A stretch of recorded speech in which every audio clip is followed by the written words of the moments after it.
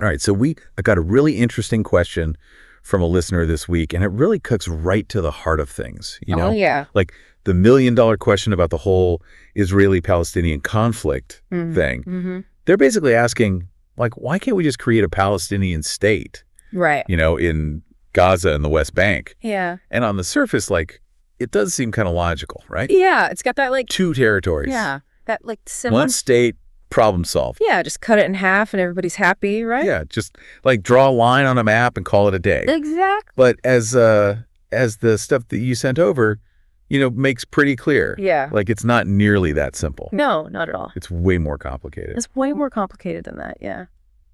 So that's kind of what we want to dig into today Okay. in this little deep dive of ours. All right, that sounds good.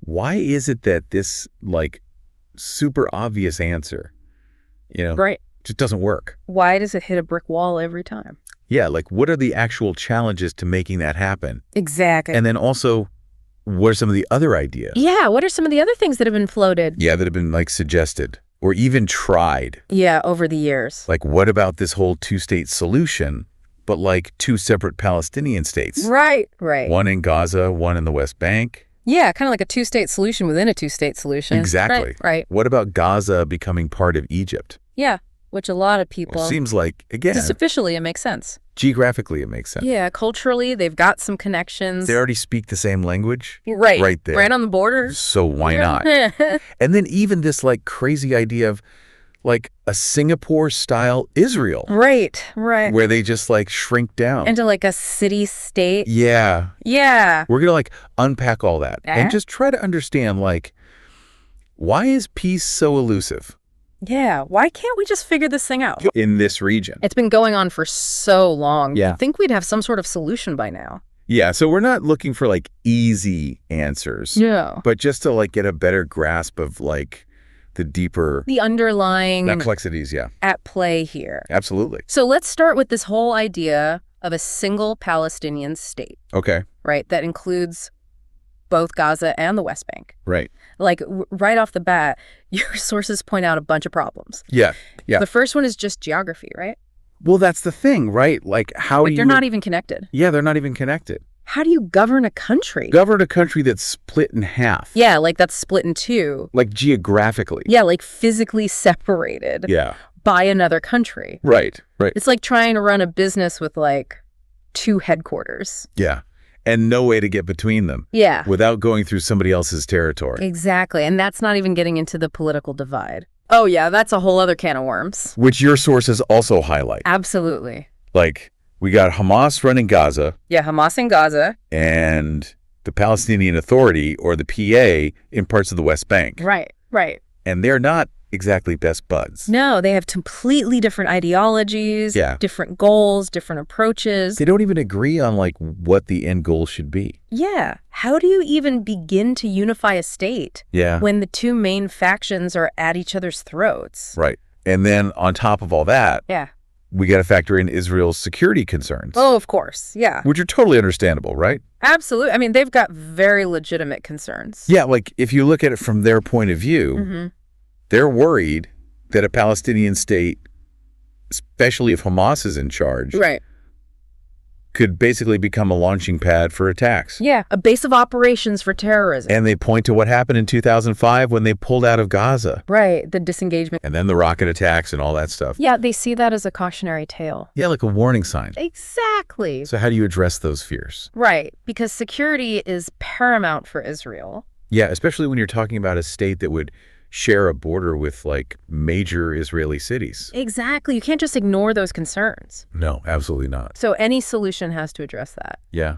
And then there's the whole issue of Israeli settlements. Oh, yeah, the settlement. In the West Bank and East Jerusalem. Huge issue. Yeah, like, we're talking hundreds of thousands of people. Yeah, it's not just a few outposts. No. It's whole communities. Yeah, and for many Israelis, right, these places have, like, huge religious and historical significance. Yeah, deep roots. So how do you uproot all those people? Right. It's not a simple matter of just drawing lines on a map. No. You're talking about people's homes, their lives. Their whole way of life. Exactly. And then there's Jerusalem. Jerusalem, the big one. The elephant in the room. Yeah, like, both Israelis and Palestinians claim it as their capital. Yeah, both sides see it as their holy city. Yeah, and then you've got all the holy sites. Yeah, for Jews, Muslims, Christians. Like, how do you even begin to divide that? It's almost impossible to imagine. Yeah, it's like this giant knot that nobody can untangle. Exactly. And it's not like people haven't tried, right? Oh, there have been numerous attempts. Like the Oslo Accords. Right, back in the 90s. Yeah, like what happened there? Well, there was a lot of hope at first. Yeah, people were optimistic. People thought, okay, this is it. We're on the road to peace. Yeah. But then, things fell apart.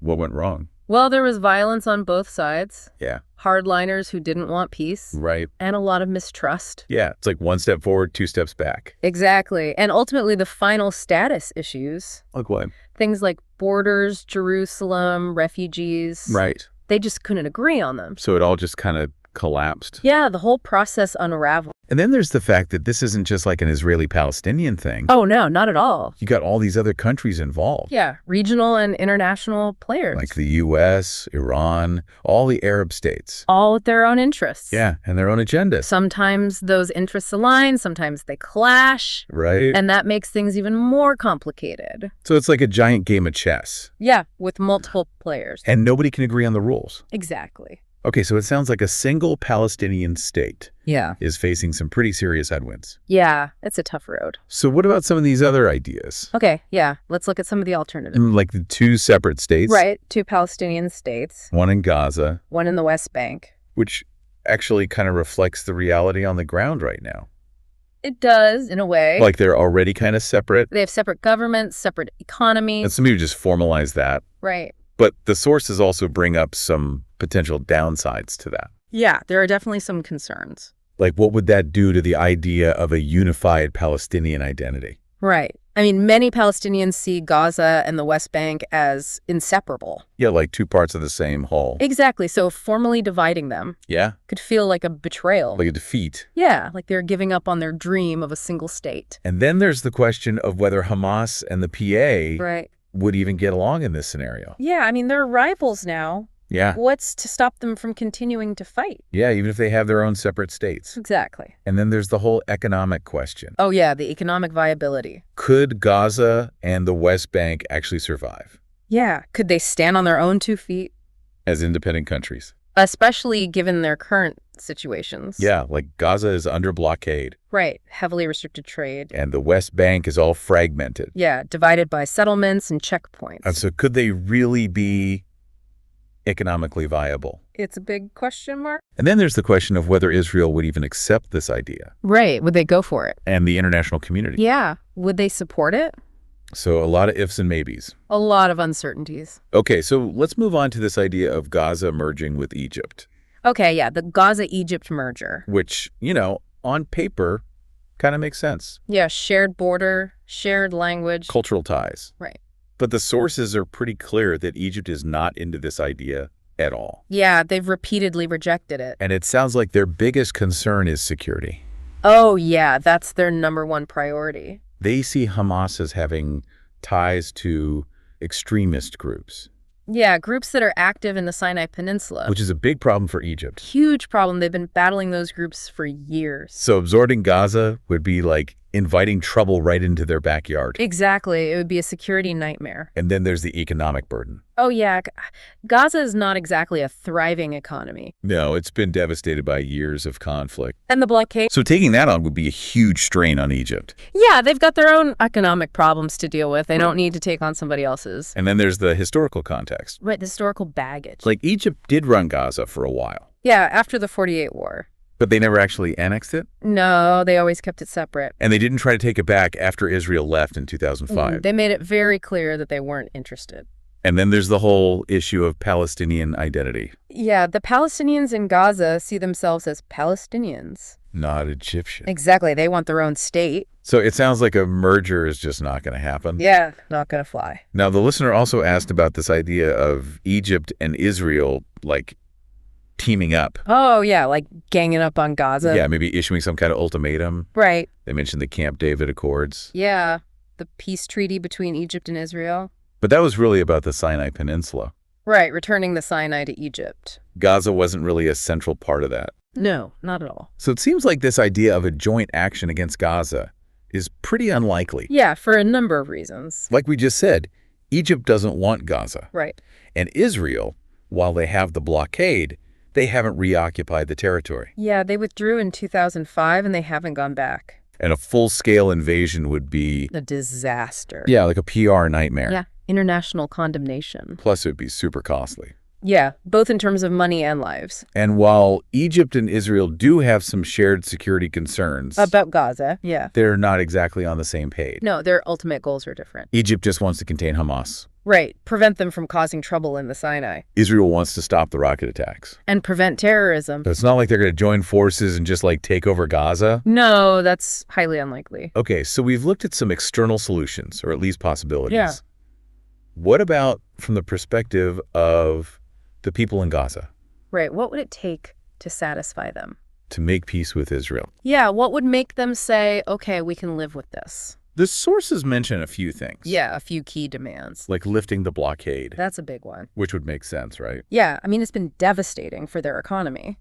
But obviously Israel would need some security guarantees. Right, they can't just lift the blockade and hope for the best. Yeah, they need to make sure that Hamas can't rearm. Or use it to smuggle weapons. So it's a tricky balance. Yeah, finding that middle ground. Then there's the whole issue of economic development. Oh, yeah, that's crucial. Like creating jobs. Yeah, giving people hope for the future. Because right now, unemployment in Gaza is super high. Yeah, it's incredibly bleak. So if people have jobs. Yeah, if they can provide for their families. They might be less likely to support groups like Hamas.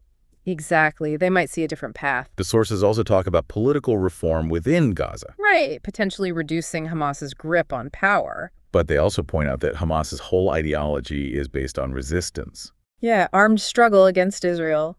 So it's hard to see them just giving that up. It's a major obstacle for sure. But maybe if there was a clear path towards a Palestinian state. Right, even if it's a gradual process. That might be enough to incentivize some change. It's possible. And then there are other things, like releasing prisoners. Yeah, confidence-building measures. Symbolic gestures. Right, showing goodwill. And of course, Jerusalem. Always Jerusalem. That has to be addressed. It's the key to everything. Maybe some kind of shared sovereignty? Yeah, maybe East Jerusalem as the Palestinian capital. And guaranteed access to the holy sites for everyone. That would be a huge step. But it's such a sensitive issue. Incredibly sensitive. And the sources also raise this really tough question. Yeah. Would a group like Hamas ever actually accept a peaceful solution? Right, one that doesn't involve the destruction of Israel. That's their stated goal. It's in their charter. So that's a big hurdle. A major hurdle. Which leads us to another big question. Why don't Palestinians want Israel to exist? That's a question that a lot of people have. And the sources lay out several reasons. Yeah, it's a complex issue with deep roots. Like the historical displacement. The Nakba, yeah. In 1948. When hundreds of thousands of Palestinians were forced from their homes. It's a huge drama. A defining moment in their history. And it still shapes their view of Israel today. Absolutely. It's a wound that hasn't healed. Then there's the religious and ideological opposition. Yeah, for many Muslims, Palestine is seen as Islamic land. And the idea of a Jewish state there is just unacceptable. It goes against their beliefs. And the holy sites. Yeah, like the Al-Aqsa Mosque. Add another layer to that. It's a very sensitive issue. The sources also mention a desire for revenge. Yeah, stemming from the Arab-Israeli wars. Which, they lost. And lost territory. So there's a sense of humiliation. And a desire to right those wrongs. And then there's a refugee issue. Yeah, the Palestinians who were displaced in 48 and their descendants. Billions of people. Who want to return to their ancestral homes. Which Israel sees as a threat to its Jewish character. Yeah, they're worried about being overwhelmed demographically. That's a stalemate. A very difficult situation. And then there are the settlements. Yeah, which Palestinians see as a land grab. Like Israel's just trying to take over the whole West Bank. And that fuels their distrust. And then you have Hamas's charter. Which explicitly calls for Israel's destruction.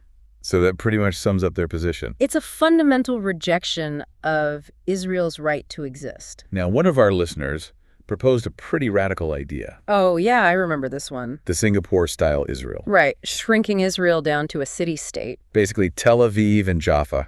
And giving the rest to the Palestinians. It's an interesting thought experiment. It is, but it's highly impractical. Like, for starters, Israel would never go for it. No way. They'd see it as a surrender. Giving up Jerusalem, Haifa, all that. Yeah, their historical and religious heartland.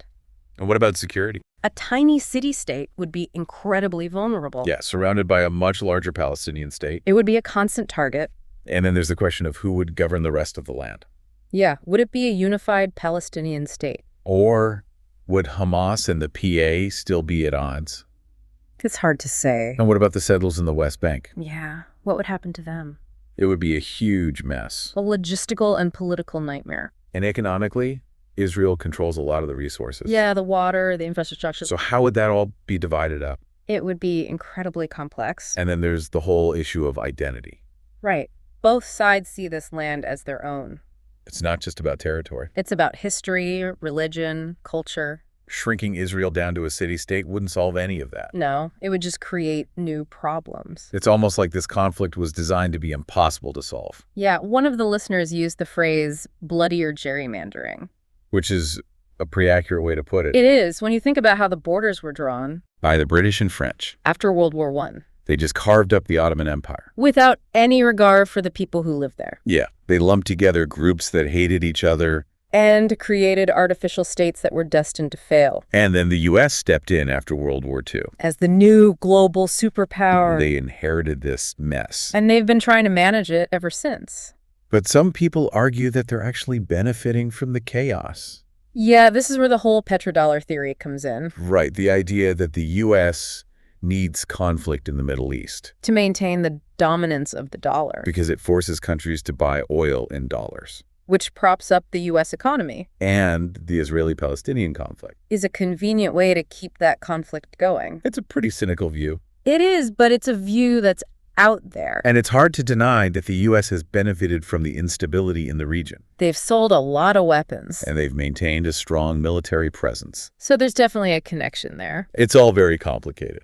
Incredibly complicated. But it's important to understand these different perspectives. And the historical context. Because without that, we can't hope to find a solution. So where does that leave us? With a lot of questions. And a lot of uncertainty. But also, hopefully, a better understanding of the challenges. And the different possibilities. And maybe, just maybe, a glimmer of hope for the future. Maybe it can hope. So yeah, that's our deep dive into this super complex issue. A very tangled web. A very tangled web indeed. But hopefully we've shed some light on it. And given you some things to think about. And who knows, maybe one of our listeners will come up with a solution. Maybe. You never know. Stranger things have happened. So keep those questions coming. We're always here to explore them. And until next time, stay